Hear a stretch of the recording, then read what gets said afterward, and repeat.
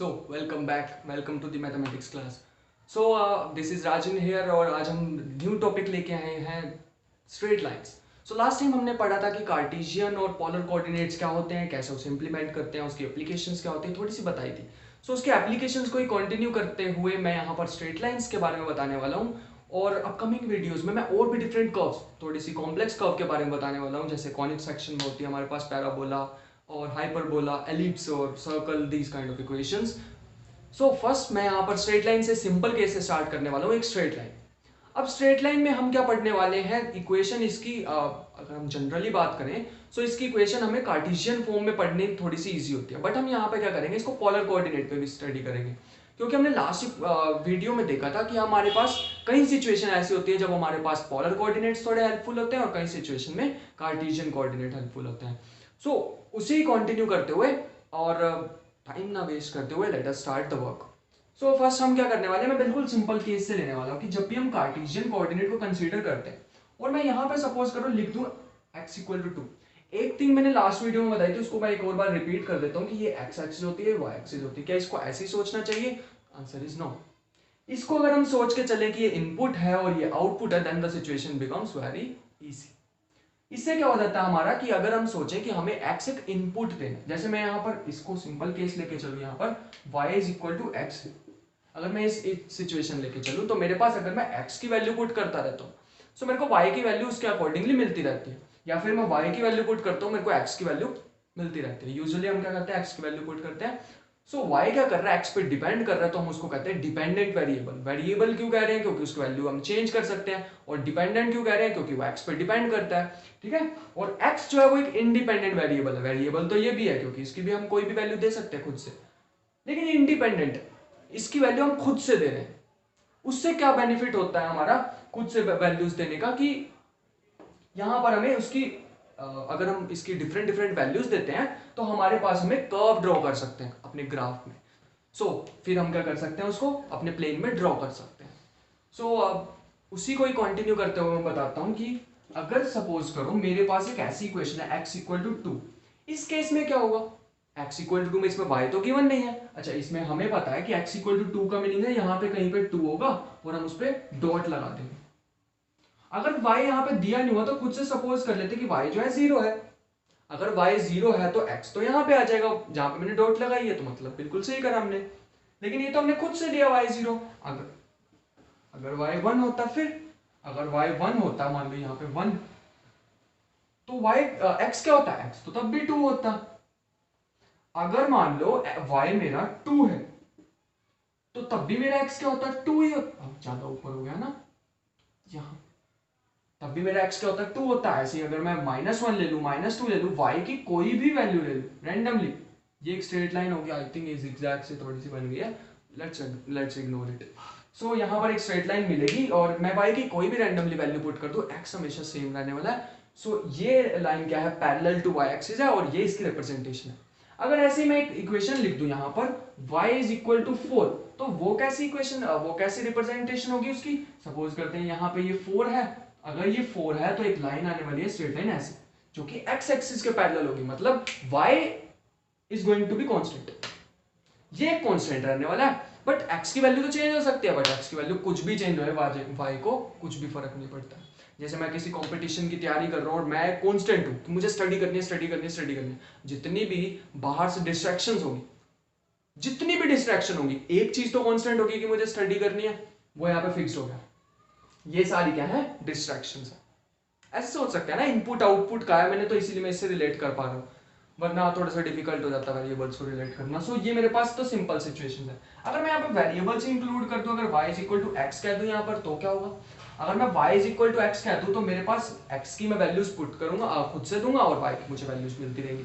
इस केस में क्या होता है, हमारे पास एक स्ट्रेट लाइन मिलती है जो ओरिजिन से पास करती है.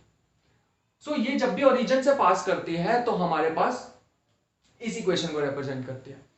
एक और थिंग जाननी थोड़ी सी मेरे ख्याल से इंपॉर्टेंट है कि अगर हम एक जनरल केस लेके चले तो ये जितनी भी लाइंस है ना, ये ना एक्स एक्सिस के साथ कुछ एंगल बनाती है. मैं इन लाइंस की बात कर रहा हूं, मान लेते हो एंगल बनाती है अल्फा. सो अगर हम यहाँ पे एक पॉइंट कंसीडर कर लें, लेट अस से P, जिसके कोऑर्डिनेट है एक्स वाई, तो हमें क्या बेनिफिट होगा अगर मैं यहाँ से परपेंडिकुलर ड्रॉ कर दूं? अच्छा, मैं हमेशा परपेंडिकुलर ड्रॉ करता हूँ, लास्ट वीडियोस में भी मेरी देख लिया होगा कि मैं हमेशा ना परपेंडिकुलर ड्रॉ करता हूँ, जहां भी मुझे सही लगे ना मैं उठा के परपेंडिकुलर ड्रॉ कर देता हूँ। उसका बेनिफिट बता सकते हो क्या होता है? Let me tell you. उसका बेनिफिट ये होता है कि मेरे को ना एक राइट एंगल ट्रायंगल मिल जाता है। अब राइट एंगल ट्रायंगल के दो फायदे होते हैं हमारे पास, मेजर फायदे दो होते हैं।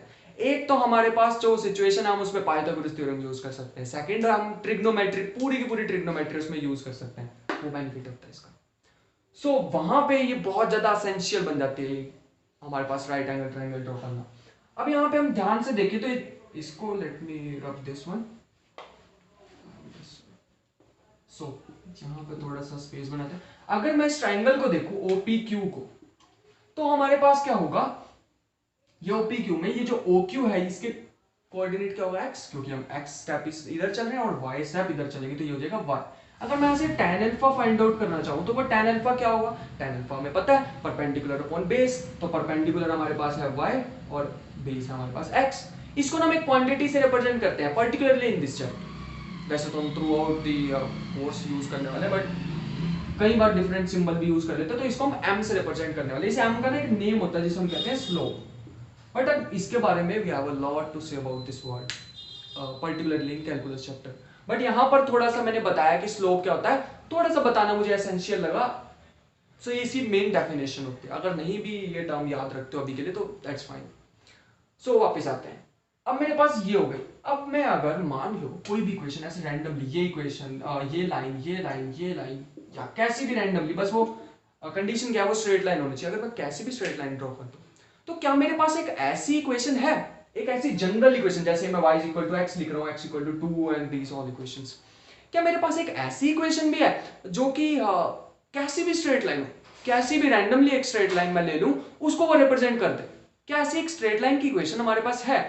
तो वही आज का हमारा वर्क है। मेन जो हमारा वर्क स्टार्ट होता है वो यहां से होता है। ये तो सारा बेसिक था अभी जो हमने किया। सो वर्क स्टार्ट होता है, उसको वर्क को करना बहुत ईजी है। देखना कैसे, इसमें तो आई थिंक पॉसिबल नहीं लग रहा है, so let us draw a new one. So अगर मेरे पास एक स्ट्रेट लाइन है, ये इसको स्ट्रेट ड्रॉ करते हैं। अगर स्ट्रेट लाइन ही कर दी है तो ये स्ट्रेट लाइन है हमारे पास, ठीक है। इसमें हमारे पास ये जो यहां से यहां तक डिस्टेंस है, ये क्योंकि y एक्सिस पे है और ये जो डिस्टेंस है x है, ये स्ट्रेट लाइन एक यहां से इतनी ऊपर, तो हम इसको कांस्टेंट सपोज करके चलते हैं और इस कांस्टेंट को ना एक नेम दे देते हैं, कुछ भी, जैसे c। एक मैंने इसको नेम दे दिया। ये c के रिप्रेजेंट कर रहा है कि x एक्सिस से कितनी ऊपर है वो स्ट्रेट लाइन, ये रिप्रेजेंट कर रहा है और कुछ भी नहीं, तो हमने कांस्टेंट बोल दिया उसे। अब हम यहाँ पर एक कोई भी जनरल पॉइंट को कंसीडर कर ले, मान लेते हैं वो पॉइंट P है, कुछ XY, और as usual my favourite one, एक परपेंडिकुलर ड्रॉ किया, एक यहाँ से मैंने ड्रॉ किया, कुछ नेमिंग दे देते हैं इसकी, ROQS नेम दे दिया कुछ भी मैंने। तो यहाँ से अगर हम देखें, ये जो एंगल बना रही है अल्फा एंगल बना रही है, वेट अ सेकंड, मैंने बताया था कि अल्फा जो एंगल है वो अल्फा एंगल तो एक्स एक्सिस के साथ बनता है, तो मैंने यहाँ कैसे बना दिया? आंसर इज वेरी सिंपल, ठीक है, एक्स एक्सिस के साथ बना देते हैं। ये तो कॉरेस्पॉन्डिंग एंगल है तो वो तो सेम होते हैं, तो कॉरेस्पॉन्डिंग एंगल सेम होते हैं, तो इसलिए मैंने यहाँ पे भी अल्फा यूज कर दिया। As simple as that. यहाँ पर अब हम नेक्स्ट थिंग क्या करेंगे, अगर मैं PQ को PS को अगर मैं लिखना चाहूं तो वो क्या है, PQ प्लस QS, जिसमें मेरे पास PS क्या है, PS तो मेरे पास Y कोऑर्डिनेट है, देख रहे हो P के कोऑर्डिनेट क्या है, X और Y। सो ये मेरे पास आ जाएगा Y। PQ मेरे पास क्या है, PQ अभी हमने यहां से देखा था, ये जो मेरे पास परपेंडिकुलर होता है, अगर मैं यहाँ पे tan थीटा यूज करूँ, अच्छा ये मैं बता देता हूँ एक बार कि ये मेरा x है तो ये भी मेरा x होना चाहिए, क्योंकि पैरेलल है ना, पैरेलल लाइंस के डिस्टेंस वो लेंथ सेम होगी। सो यहाँ पर ये क्या आ जाएगा, अगर मैं tan थीटा यूज करूँ तो ये आ जाएगा tan alpha is equal to ये परपेंडिकुलर जो कि PQ है डिवाइडेड बाय x जो बेस है। अगर मुझे तो यहाँ पे PQ चाहिए तो PQ आ जाएगा x tan अल्फा, और मेरे पास QS क्या आ जाएगा, वो तो हमारे पास C गिवन है, अगर ये C है तो ये भी C है। अब अभी मैंने बताया था कि हम इसको tan अल्फा को यहाँ पे कैसे लिखते हैं, m, सो ये आ जाएगी mx प्लस C, ठीक है। तो यहां से कितना सिंपल था करना हमें, वो सिंपल क्यों हुआ हमारे लिए, सिंपल इसलिए हुआ क्योंकि हमें यहाँ पर एंगल पता था। सो फर्स्ट सिचुएशन तो ये होगी, और इसका एक नेम भी होता है इक्वेशन का, इसका नेम होता है स्लोप इंटरसेप्ट फॉर्म। स्लोप ये रहा, इंटरसेप्ट ये रहा, तो इसको मिला के बन गया स्लोप इंटरसेप्ट फॉर्म। तो इसे हम कहते हैं स्लोप इंटरसेप्ट फॉर्म, और ये बहुत इंपॉर्टेंट है ये एक इक्वेशन है, ये इन सारी, ये जो मैंने रैंडमली ड्रॉ करी थी, सारी इक्वेशन को रिप्रेजेंट कर सकती है। सोच सकते हो कितनी इंपॉर्टेंट इक्वेशन है फिर ये हमारे पास। एक सिंगल इक्वेशन, अगर हमें एम और सी पता हो तो मैं पूरी की पूरी जितनी भी इक्वेशन है उसको इससे रिप्रेजेंट कर सकता हूं। तो पावरफुल इक्वेशन लग रही है ना, एंड इट इज। नेक्स्ट हमारे पास एक अलग सिचुएशन कंसीडर करते हैं। So let me have some space. ठीक है,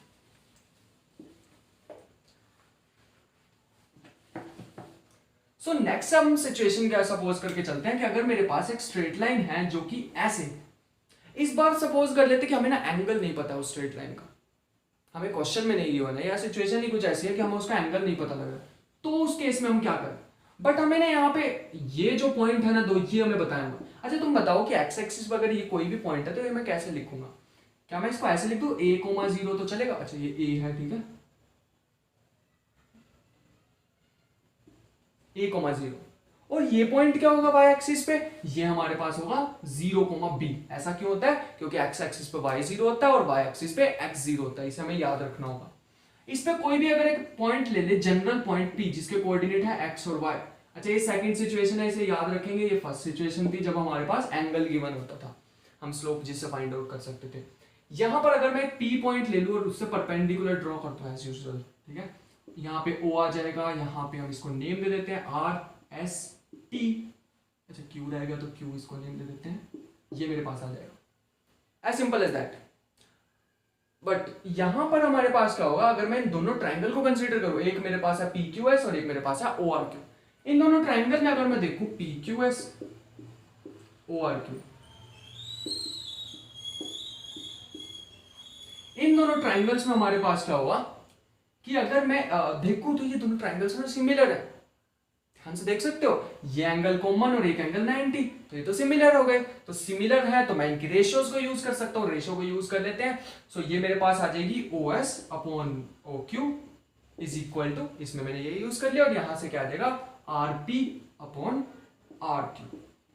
एक तो मैंने ये यूज कर लिया। सो सेकंड हम क्या यूज करने वाले हैं, सेकंड हम यूज करने वाले हैं PS divided by RO। PS divided by RO is equal to PQ divided by RQ। PQ divided by RQ, इन दोनों को अगर हम ऐड कर दे लेफ्ट से लेफ्ट और राइट से राइट, तो हमारे पास मिल जाएगा कुछ ऐसे, OS upon OQ plus PS upon RO is equal to RP divided by RQ plus PQ divided by RQ। ये हमारे पास आ जाएगा। और यहां से अगर हम इनको ऐड कर दें तो OS हमारे पास क्या है, यहां पर डायग्राम में देखो, ये जो OS है हमारे पास, ये क्या है, इतने स्टेप्स यहां पे चले थे तो ये तो x है, तो इसको हम लिख देते हैं x डिवाइडेड बाय OQ। क्या है हमारे पास, ये OQ, ये हमारे पास a स्टेप्स चले थे हम यहां पर। और ऐसे ही हमारे पास PS क्या है, PS y है, और ये हमारे पास B है इज इक्वल टू में PQ plus RP plus PQ, RP plus PQ divided by RQ। अच्छा RP प्लस PQ क्या है, ये RP और ये PQ दोनों को मिला के RQ ही बन जाएगा। So let me have some space again. अगर मैं यहां पे देखूं तो ये भी क्या बन जाएगा, RQ ही बन जाएगा। RQ divided by RQ is equal to 1। तो हमारे पास एक और इक्वेशन मिल गई, जिस इक्वेशन को हम यहां पर लिख देते हैं ठीक से। ये इक्वेशन हमारे पास आ गई, जिसको हम कहते हैं इंटरसेप्ट फॉर्म। ये हमारे पास इंटरसेप्ट फॉर्म होती है। ये कब यूज होती है, जब हमें एंगल नहीं पता है बट हमें एक्स और वाई एक्सिस के साथ इंटरसेप्ट पता है, तब हम इस इक्वेशन का यूज कर लेते हैं। सो ये सेकंड इक्वेशन थी, ठीक है। तो दो पता चल गया किस किस सिचुएशन में हमें फाइंड आउट करनी ये वाली इक्वेशंस को यूज करना। फर्स्ट वाली जब हमें एंगल पता होगा या स्लोप डायरेक्टली दे रखा होगा, और इस वाली में हमारे पास दो स्लोप दे रखे होंगे बट एंगल का हमें कुछ नहीं पता, तो उस सिचुएशन में हम ये यूज कर लेंगे। सो ये पता होना चाहिए। नेक्स्ट हम करते हैं एक और नेक्स्ट हम करते हैं एक और सिचुएशन जब हमारे पास कुछ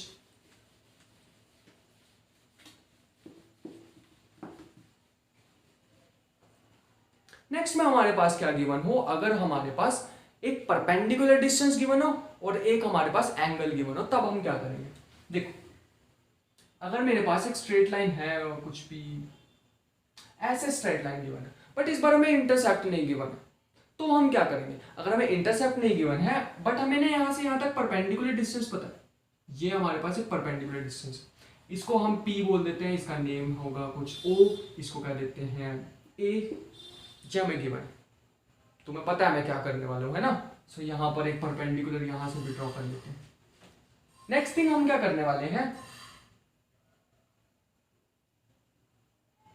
अगर मैं इस पे कोई भी जनरल पॉइंट ले लूं, P पॉइंट, मान लो ये मैंने पॉइंट ले लिया x1, ये मैं क्यों, अच्छा P तो मैंने यूज कर ही लिया है, तो इसको यूज कर लेते हैं B।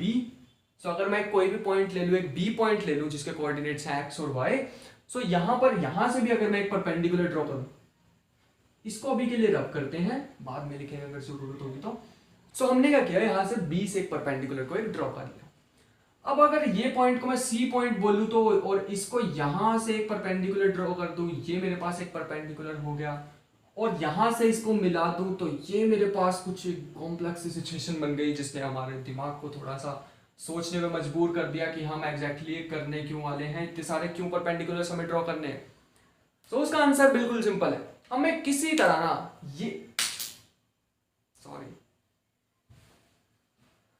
हमें किसी तरह ना ये फाइंड आउट करना OA in terms of this angle, हमें एंगल गिवन है अल्फा, बट हमें इंटरसेप्ट नहीं पता, ना ये इंटरसेप्ट पता है ना ये इंटरसेप्ट पता है, वरना हम तो फर्स्ट वाली इक्वेशन यूज कर लेते हैं, अल्फा हमें पता होता और हमें इंटरसेप्ट पता होता C, तो हम फाइंड आउट कर लेते, बट इसमें ऐसा तो नहीं है। सो इसमें हम क्या करें, इसमें हमें करना होगा ट्रिग्नोमेट्री का यूज, और किसी तरह से मुझे यहाँ पे आना है।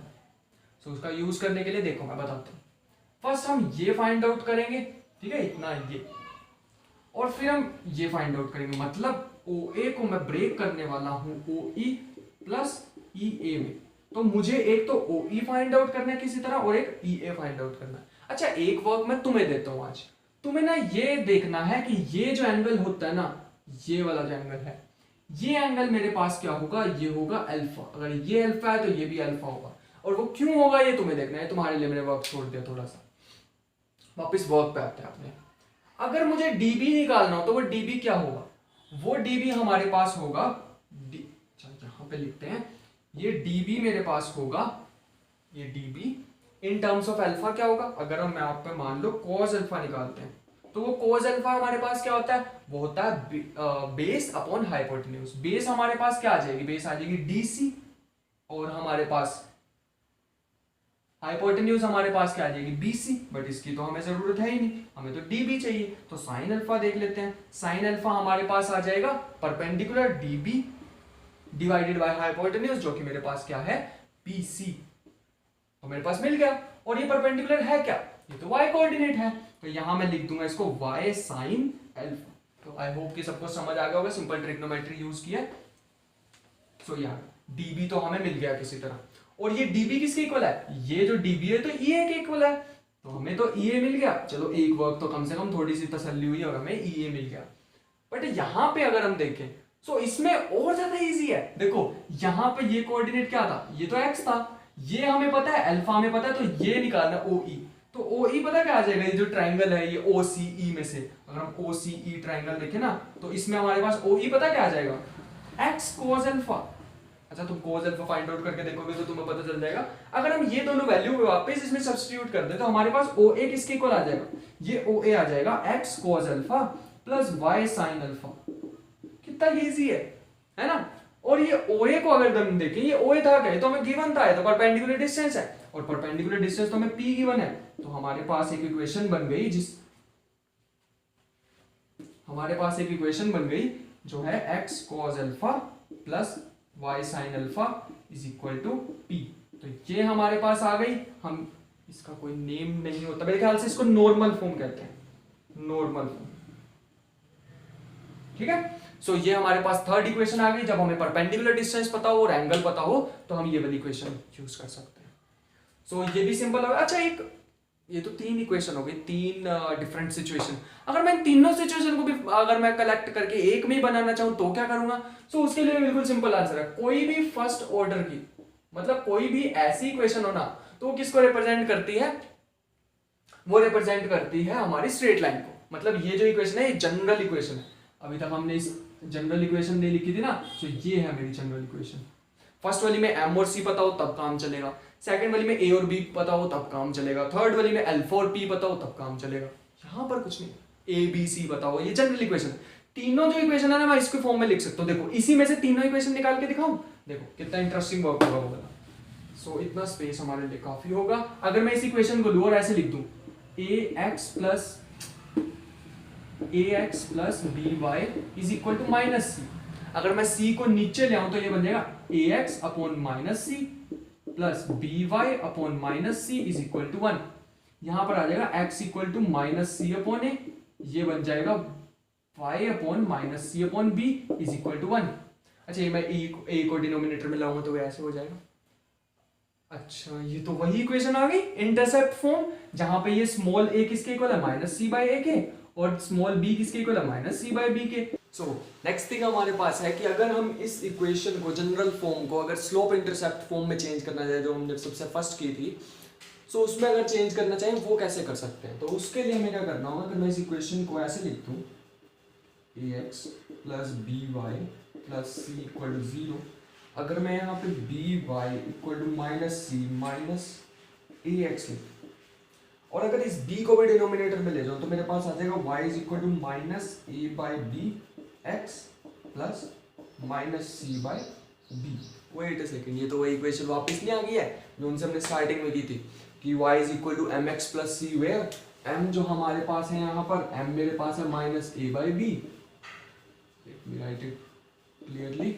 सो माइनस ए बाई बी मेरा क्या आ गया m, जिसे हम स्लोप कह रहे थे, और हमारे पास स्मॉल c क्या आ गया, ये हमारे पास आ गया माइनस कैपिटल। सो अगर हम इसको यहाँ पर रिप्लेस कर दे तो बिल्कुल सेम इक्वेशन हमें वापस मिल गई है, y is equal to M x plus c. So I will work for you.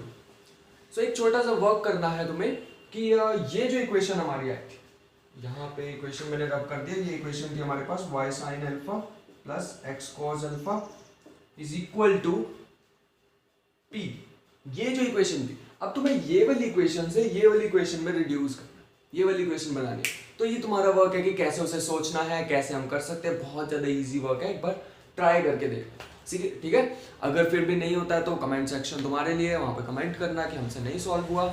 So I will recommend something and I will give the solution for that. So ये हमारे पास थिंग्स है। Next thing अब हमारे पास क्या आती है कि अभी हमने इसकी बहुत सारी इक्वेशन देख ली, मेरे ख्याल से जितनी भी डिफरेंट सिचुएशंस हो सकती हैं हमने सारी कवर कर ली हैं, क्योंकि हमने जब जनरल इक्वेशन ही लिख दी जो कि हर एक इक्वेशन को, हर एक सिचुएशन को रिप्रेजेंट करती है, तो और कुछ रह ही नहीं गया। सो अब हम क्या करें, नेक्स्ट थिंग अब हमारे पास आते हैं, ठीक है ये हमने कार्टेशियन कोऑर्डिनेट में सारा कवर कर लिया। अब हमारे पास जो नेक्स्ट आता है वो आते हैं पोलर कोऑर्डिनेट्स, क्योंकि मैंने लास्ट वीडियो में बताया था कि पोलर कोऑर्डिनेट्स क्या होते हैं और उनके भी बहुत सारे डिफरेंट बेनिफिट्स होते हैं। सो उनके बेनिफिट्स को देखते हुए हम क्या करते हैं,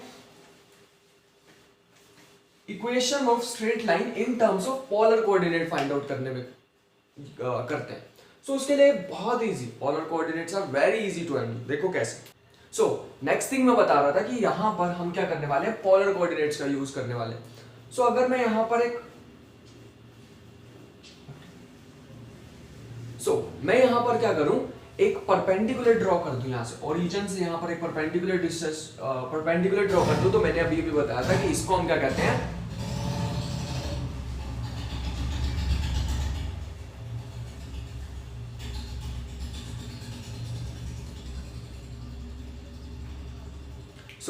अगर मैं यहां पे ओरिजिन से इस स्ट्रेट लाइन पे एक परपेंडिकुलर ड्रॉ कर दूं तो हम इसको कहते हैं परपेंडिकुलर डिस्टेंस। ये मैंने बताया था, अभी अभी हमने नॉर्मल फॉर्म की थी, वहां पे भी ये परपेंडिकुलर डिस्टेंस यूज किया था। अब मैं इस पूरी स्ट्रेट लाइन पे कहीं पे भी एक जनरल पॉइंट ले लूं, से ये पॉइंट है r, इसके कोऑर्डिनेट क्या होंगे r, थीटा। मैंने बताया था कार्टेशियन प्लेन हो तो कोऑर्डिनेट हमारे पास होते हैं x, y, और अगर पोलर कोऑर्डिनेट हो तो हमारे पास कोऑर्डिनेट होते हैं r, थीटा।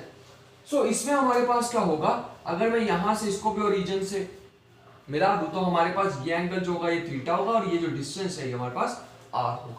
क्योंकि ये हमारे पास क्या है 90 डिग्री, तो ये हमें कैसा मिल गया, इसको O नेम दे देते हैं, R और ये Q। ये मेरे पास अब क्या आ गया, ये तो एक राइट एंगल ट्रायंगल आ गया, राइट एंगल ट्रायंगल OQR, ये मेरे पास आ गया। सो इसमें अब हम क्या करें, इसमें तो हम ट्रिग्नोमेट्रिक रेशियोज यूज कर सकते हैं। मान लेते हैं जो ये एंगल है ना, ये वाला एंगल, इसको हम मान लेते हैं अल्फा, ये एंगल अल्फा हमारे पास। सो अगर मैं यहां से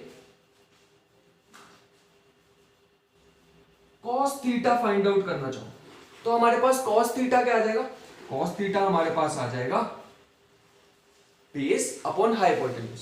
बेस हमें नहीं पता है ना, बेस नहीं पता। सो बेस नहीं पता तो क्या करें फिर, लेकिन परपेंडिकुलर हमें पता है। सो हम क्या करते हैं, कोस की जगह ना साइन यूज कर लेते हैं। साइन अगर हम यहाँ पे यूज करके देखें, साइन एंगल क्या है वो भी मैं बताता हूँ। एंगल तो ये वाला आएगा, और ये सेंटर का एंगल क्या होगा, बड़े वाला एंगल अल्फा माइनस छोटे वाला एंगल। सो ये आ जाएगा alpha minus theta, alpha minus theta. इसको ध्यान से समझेंगे, मैं एक और बार बता देता हूँ कि हमें सेंटर वाला एंगल चाहिए। सेंटर वाला एंगल नहीं हमें पता, हमें तो ये पता एक्स एक्सिस के साथ एंगल पता। और मैंने पोलर कोऑर्डिनेट्स में बहुत अच्छी तरह क्लियर किया था कि जो भी एंगल होता है ना वो एक फिक्स्ड एक्सिस के साथ हम कंसीडर करते हैं, और वो फिक्स्ड एक्सिस क्या होती है, एक्स एक्सिस।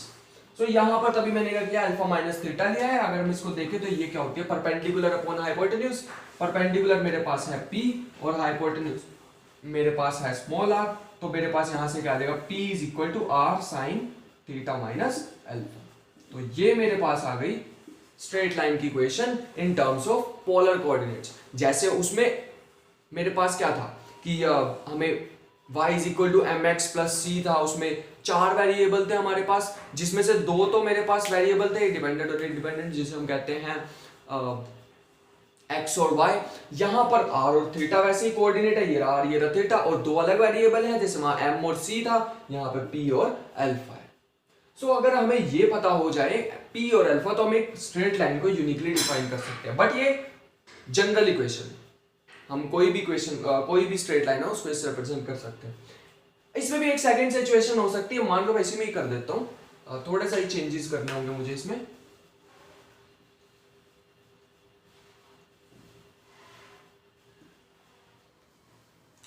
तो ये सिचुएशन है मेरे पास, और इस बार जनरल पॉइंट हमारे पास ये आर को मत उठे। सो इसमें मेरे पास क्या है सिचुएशन कि मुझे ना स्ट्रेट लाइन पे 2 पॉइंट पता है।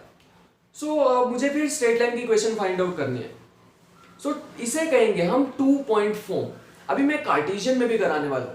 2 पॉइंट फॉर्म हमें कार्टेशियन में भी इंपॉर्टेंट है और इसमें भी इंपॉर्टेंट है, तो मैं एक साथ ही उसे कराने वाला हूं। So let me have some space.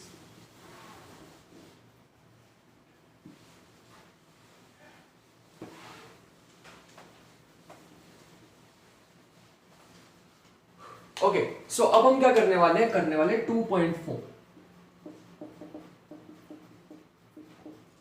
So 2 point form के बारे में मैं पहले थोड़ा सा बता देता हूं। अगर हमारे पास एक स्ट्रेट लाइन है और उस स्ट्रेट लाइन पे हमें कोई भी 2 पॉइंट पता है, जैसे ये P और R हमें पता है, इनके कोऑर्डिनेट यहां पे हैं r1 थीटा 1 और यहां पे है r2 थीटा 2। ऐसे अगर मैं कार्टेशियन का एग्जांपल लूं तो मेरे पास अगर एक स्ट्रेट लाइन है, लेट अस से दिस वन, और मुझे यहां पे 2 पॉइंट पता है। इस पे ये 2 पॉइंट है हमारे पास x1 y1 x2 y2, ये मुझे पता है 2 पॉइंट। ऐसे यहां पे पोलर कोऑर्डिनेट में पता है। पहले पोलर कोऑर्डिनेट में देखते हैं कि सिचुएशन क्या होगी। अगर मैं इसमें देखूं तो ये वाला एंगल हमारे पास मान लेते हैं थीटा 1 होगा, ये वाला एंगल मान लेते हैं थीटा होगा, और ये थर्ड वाला होगा थीटा 2। तो मैंने ना ट्रिग्नोमेट्री जब अपना करवाया था, और लास्ट वीडियो में भी मैंने बताया था, जब मैं कार्टेशियन और पोलर कोऑर्डिनेट की एप्लीकेशन करा रहा था ना, तब मैंने बताया था कि ट्राइंगल का एरिया कैसे फाइंड आउट करते हैं जब हमारे पास ट्राइंगल क्या हो, पोलर कोऑर्डिनेट में हो। तो वहां पे हमने देखा था कि क्या होता है अगर मेरे को 2 साइड पता है और वो 2 साइड के बीच में एंगल क्या बन रहा है वो पता है, तो मैं क्या कर सकता हूं, उसका एरिया बता सकता हूं। जैसे मेरे पास ये ट्राइंगल है, triangle O Q O R for example, ये मेरे पास एक ट्राइंगल है। तो ये साइड मेरे पास क्या है, R2, ये तो होता है ना डिस्टेंस, रेडियल डिस्टेंस लास्ट में बताया था। और आर मेरे पास क्या है, R2। फिर ये डिस्टेंस मेरे पास क्या है, R, और हाफ ऐसे आता है, और बी साथ में आता है साइन इनके बीच का एंगल। बीच में एंगल क्या है, थीटा माइनस थीटा 1। सो ये अगर जिसको भी नहीं समझ आ रहा हो तो वो लास्ट वीडियो में थोड़ा सा देख सकते हैं कि अगर मुझे 2 साइड पता है और उनके बीच में कितना एंगल पता है वो पता लग जाए किसी तरह, तो मैं एरिया फाइंड आउट कर सकता हूँ। एरिया का फॉर्मूला ये होता है हाफ इंटू 2 साइड्स और उनके बीच में एंगल कितना बन रहा है, उनके बीच में एंगल बन रहा है थीटा माइनस थीटा 1। ऐसे अगर मैं एरिया फाइंड आउट करना चाहूं इसका, इस वाले ट्राइंगल का, OPQ का, OPQ का क्या आ जाएगा, ये आ जाएगा हाफ, ये क्या है R, ये क्या है R1 साइन ये एंगल क्या होगा, θ1 माइनस थीटा। ऐसे अगर मैं बड़े वाले ट्राइंगल का देखना चाहूँ वो क्या हो जाएगा, तो ट्राइंगल OPR, इसमें क्या हो जाएगा एरिया, इसका अगर मैं एरिया देखूं तो ये हो जाएगा हाफ R1 R2। देखो ये R1 है, मतलब ये R1 है, ये R2 है, और इनके बीच में एंगल कितना हो जाएगा, θ2 माइनस θ1। So sine θ2 minus θ1। ये सिंपल अलजेब्रा है। इसका यूज क्या हुआ, इसका यूज ये हुआ कि हमें पता है area of OPR is equal to, अगर मैं बड़े वाले का एरिया देखूं तो वो दो में डिफरेंशिएट हो सकता है, इसलिए मैंने यहां पे यूज किया। देखा तो यहां पे आ जाएगा एरिया ऑफ OPQ प्लस में एरिया ऑफ OQR। सो ये मेरे पास यूज हो सकता है, इसलिए मैंने यहां पे इसको किया। अब इसमें वैल्यूज पुट करते हैं और मेरे पास आंसर आ जाएगा। देखो मुझे सारी वैल्यूज यहां पे लर्न हो गई, तो मैं जल्दी जल्दी करता हूं। हाफ इंटू OPR के लिए क्या आता है, ये रहा OPR का R1 R2 sine θ2 minus θ1 is equal to half of, अब मेरे को क्या चाहिए OPQ का, OPQ का मेरे पास ये रहा R1 sine θ1 minus θ plus half R2 sine θ minus θ1। So ये मेरे पास आ गया। मैं हाफ को कैंसिल कर सकता हूं बोथ साइड से। अगर हाफ मेरे पास कैंसिल हो जाएगा तो मेरे पास ये जो फॉर्मूला बना, इसको मैं एक बार ठीक से लिख देता हूं थोड़ा, आई होप कि सबने नोट कर लिया होगा इसे। ये आ जाएगा R1 R2 sine θ2 minus θ1 is equal to R1 sine θ1 minus θ plus R2 sine θ minus θ1। तो ये जो मेरे पास फॉर्मूला आया है, ये हमारे पास, ये क्या रिप्रेजेंट कर रहा है, ये एक स्ट्रेट लाइन रिप्रेजेंट कर रहा है। हाँ, ये एक स्ट्रेट लाइन रिप्रेजेंट कर रहा है। 2 पॉइंट फॉर्म, 2 पॉइंट फॉर्म हमारे पास क्यों हुई है ये, क्योंकि हमारे पास अगर हम ध्यान से देखें R1 R2 θ1 θ2 ये तो हमें पता है, ये तो गिवन था। R1 R2 θ1 θ2 ये तो हमें पता था। बट यहां पर थीटा और R जो है हमारा ये वेरिएबल है। जैसे वहां पे x और y वेरिएबल होते थे, वैसे ही थीटा और R हमारा वेरिएबल है। बाकी सारा कुछ हमें पता है। अगर वो थिंग्स पता लग जाए तो R और थीटा के रिप्रेजेंट करेंगे, एक स्ट्रेट लाइन रिप्रेजेंट करेंगे। सो ये मेरे पास क्वेश्चन था, जो ये मेरे पास एक फॉर्म होती है जिसे हम 2 पॉइंट फॉर्म कहते हैं। ऐसे ही हम कार्टेशियन कोऑर्डिनेट में भी यूज कर सकते हैं। इसको मैंने एंड तक क्यों बचा के रखा है, क्योंकि मैं दोनों को कंपेयर करना चाहता था। सो अब इस पे ध्यान देते हैं, कार्टेशियन फॉर्म में क्या होगा। कार्टेशियन फॉर्म में भी बहुत ज्यादा इजी है। देखो अगर मैं इस इक्वेशन को ऐसे सोच के चलूं, y is equal to mx plus c, so अगर मैं इसमें एक पॉइंट पुट कर दूं तो क्या आ जाएगा, y1 is equal to mx1 plus c। ये मैंने क्यों किया, क्योंकि एक स्ट्रेट लाइन पे 2 पॉइंट मुझे पता है और वो दोनों पॉइंट इसको सेटिस्फाई करेंगे। सेटिस्फाई करने का मीनिंग पता है क्या होता है, कि अगर मैं x और y की वैल्यू पुट कर दूं ना, और m और c मुझे अगर पता हो, अगर मैं y और x की वैल्यू पुट कर दूं तो दोनों साइड कह देंगे सेम। ये सेटिस्फाई करने का मीनिंग होता है। सो यहां पर अगर मैं x1 और y1 पुट कर दूं तो मेरे पास ये आ जाएगा। अगर मैं दोनों को सब्ट्रैक्ट करूं तो आ जाएगा y minus y1 is equal to mx minus mx1। इसमें से अगर मैं m को कॉमन ले लूं तो x माइनस x1, और यहां से मेरे पास आ जाएगा m is equal to y minus y1 x minus x1। लेकिन हमें तो एक और पॉइंट पता था, वो पॉइंट हमारे पास क्या है, ये वाला x2 y2। तो यहां पर वो पॉइंट भी पुट कर सकते हैं। मतलब अगर मैं इसी इक्वेशन को लेके चलूं, इसे अभी ऐसे ना लिखूं और इसे ऐसे ही लिखूं अगर मैं, तो इस इक्वेशन में मैं x2 y2 भी पुट कर सकता हूं। तो वो मेरे पास क्या आ जाएगा, y2 minus y1 m x2 minus x1। ये मैंने यहां पे क्यों पुट किया, क्योंकि मुझे अगर मान लो मुझे m नहीं पता है तो मेरे पास m आ गया, m मेरे पास आ गया x2 माइनस x1, m मेरे पास आ गया y2 minus y1 upon x2 minus x1। अब देखो m रिमूव कर दिया हमने ये इक्वेशन से। अगर मैं ये वाली इक्वेशन यहां लिखूं, y minus y1 is equal to m x minus x1, c तो पहले रिमूव हो गया था, c की हमें जरूरत नहीं है। अब हमने क्या किया, इस इक्वेशन को रिड्यूस कर लिया एक ऐसी फॉर्म में जिसमें ना m है ना c है। तो मैंने यहां से c तो रिमूव कर दिया, m भी रिमूव कर देता हूं, क्योंकि मेरे को y1 x1 x2 ये सारा कुछ पता है। तो मेरे पास फॉर्म बन गई y minus y1 is equal to y2 minus y1 x2 minus x1 x minus x1। So इसे ही हम क्या कहते हैं, 2 पॉइंट फॉर्म कहते हैं। अब देखो दोनों को मैं कंपेयर करके दिखाता हूं, यही लिख लेते हैं इस इक्वेशन को भी, y2 minus y1 upon x2 minus x1 x minus x2। सो ये मेरे पास इक्वेशन है। सो अब इन दोनों इक्वेशन को कंपेयर करके देखें तो इस इक्वेशन में भी मुझे अगर r1 थीटा 1 r2 थीटा 2 पता हो तो मैं इस इक्वेशन को सॉल्व कर सकता हूँ, और ये किसी भी जनरल इक्वेशन को रिप्रेजेंट करेगी। और अगर ये वाली इक्वेशन को देखूं तो इसमें भी अगर मेरे को x1 y1 x2 y2 पता हो तो ये भी क्या करेगी, एक जनरल इक्वेशन है of a straight line given 2 points. तो 2 पॉइंट फॉर्म हम इसे कहते हैं, ये मैंने इसका नेम लिख दिया। सो ये था, this was all about the straight lines और उनकी different equations in terms of polar and Cartesian coordinates. So ये आई थिंक इसमें और कुछ नहीं बचा, और डिफरेंट टाइप की इक्वेशन मतलब बहुत सारे हम खुद भी बना सकते हैं डिफरेंट इक्वेशंस, कि अगर हम कोई और कोऑर्डिनेट यूज कर ले या कोई और मेथड यूज कर ले तो हमारे पास आ जाएंगे। But this is the general one. ये जो मैंने इक्वेशंस करा दी हैं ये हर सिचुएशंस में हमारे वर्क होंगी, और we have to stick on the syllabus. So syllabus भी बहुत ज्यादा इंपॉर्टेंट होता है, इसलिए सारी सिलेबस में भी थी, और ये एक जनरल एरिया कवर कर लेते हैं, इसलिए हमारे पास बहुत ज्यादा इंपॉर्टेंट वर्क हो जाता है। सो ये था, this was all about straight line. So इस पे बेस्ड क्वेश्चन करें और पढ़ते रहें, और take care, see in the next video.